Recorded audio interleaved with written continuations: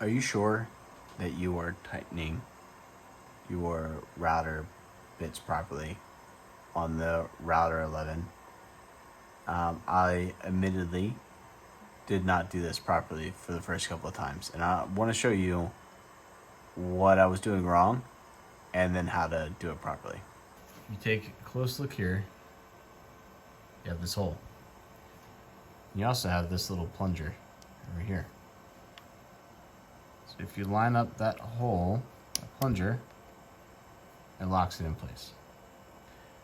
Now what I was doing, putting my bit in, tighten it up, holding it down, and cranking this to make sure it's tight.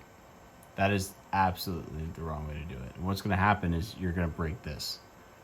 This is where it's gonna crack, right here. Is all that stress is being put here. Now to properly do this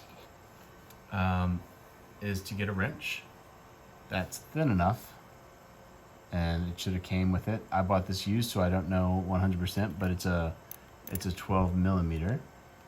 So one wrench holds on to the router itself, and then the other one goes on to, these are the ones that definitely came with it. This goes to the nut on the collet, and that is how you torque it down.